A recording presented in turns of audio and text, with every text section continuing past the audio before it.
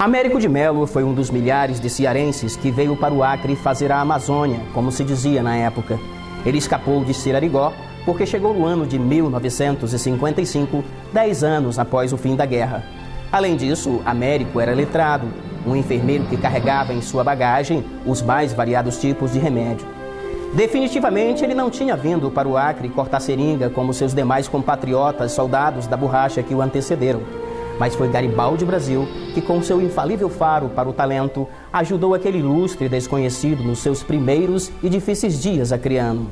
O que Garibaldi não desconfiava é que não seria através do novo ambulatório instalado na cidade que Américo construiria sua história no Acre.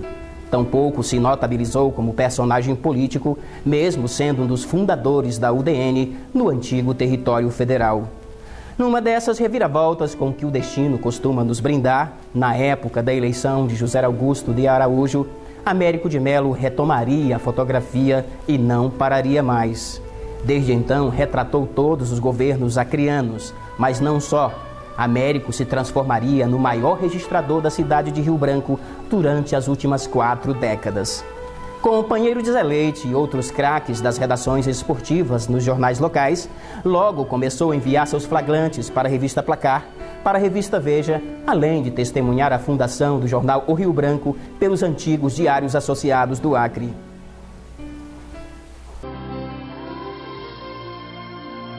Eu sou Antônio Américo de Melo, nascido no dia 2 de junho de 1927, na Fazenda Várzea do Meio, no município de Independência, estado do Ceará. Filho do Hugo Soares de Melo e Guilhermina Clara de Oliveira. Vim para o Acre em 1955, no dia 1º de janeiro de 1955, desembarquei no Rio Branco, na chata Evandro Chagas. Tive como primeiro personagem João de Oliveira Paiva, que me arranjou uma casa para morar lá no São Francisco, e a segunda personagem, por ele apresentado, o Garibaldi Brasil, que levou no dia seguinte para tomar o café da manhã com o governador do estado, naquele tempo era território, Francisco de Oliveira Conde. Aí começou minha vida no Acre. Eu instalei um ambulatório médico, mas não tinha cliente, porque a população era pequena e o governo dava remédio de graça para todo mundo, né? E o remédio que eu trouxe, as mercadorias, eu vendi para o estado ou para o governo. E aí eu comecei minha vida, né? Fui descobrindo amigos e mudei para fotografia e me dei bem, né? Em 1957 nós fazíamos uma revista esportiva, Bola. Eu fazia as fotos, ia para Manaus, fazia os clichês, trazia o Zé Leite e o Aflopes, Antônio Ferreira Lopes, era um jornalista e sargento do Exército, aí eles faziam a revistinha, a Bola. Ninguém vendia porque ninguém comprava, né? Dava, né? Era um negócio que não tinha rendas, não tinha finalidade financeira, só mesmo com a mania de fazer jornalismo.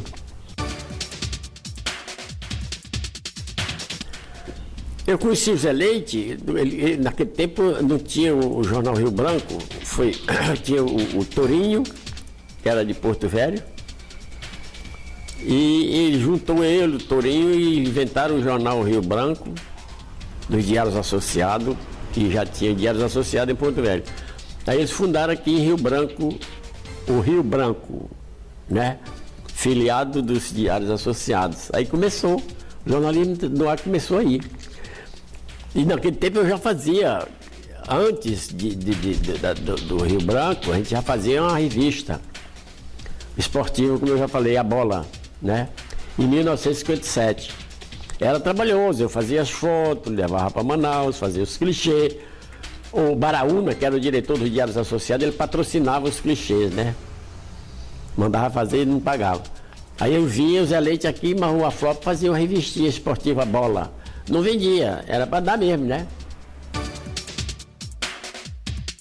Em 64, eu era delegado de polícia. Eu era diretor de Detran, foi quem instalei o Detran. O Zé Augusto era governador do estado. Aí o Zé Augusto foi preso, eu também fui preso. A minha irmã entrou em contato com o primeiro presidente da Revolução, que foi o Castelo Branco. O Castelo Branco fazia parte da nossa família, lá no Ceará, né? E o Castelo Branco veio aqui, né? Me saber da história de perto, né? Eu contei para ele, eu fui preso sem saber por quê, né? Aí ele chamou que era o procurador da República, né? Mandou me expedir uma carteira de agente federal de segurança. Eu comecei com revistas internacionais. O Rogaciano Leite, que era o jornalista lá do Ceará, e ele vinha fazer matéria aqui no Acre, né? Então a matéria dele ele mandava para a revista Time, para a revista Braço, lá dos Estados Unidos, né? E com as minhas fotos do Acre, as coisas do Acre. Depois veio a ideia de fazer lançamento de um livro. Eu digo, achar lançar livro, por quê? Eu lancei um álbum fotográfico que conta toda a história, a minha história, por onde eu passei, as revistas que eu trabalhei, para quem, os jornais, está tudo lá no meu currículo, está tudo no meu álbum. E conto da história do Acre, 50 anos, Estado. E conto da história do Acre, Estado, 50 anos. Quem quiser saber, pode comprar e ver lá na página 54 e vai conhecer o Américo de Mello, o cara, né? Eu fui para São Paulo fazer. Daquele tempo eu trabalhava com o serviço de informação e o Castelo Branco queria saber o que significava Bandeirantes do Brasil. Então eu passei 7 anos em São Paulo fazendo pesquisa sobre Kodak brasileira e sobre a Bandeirantes do Brasil.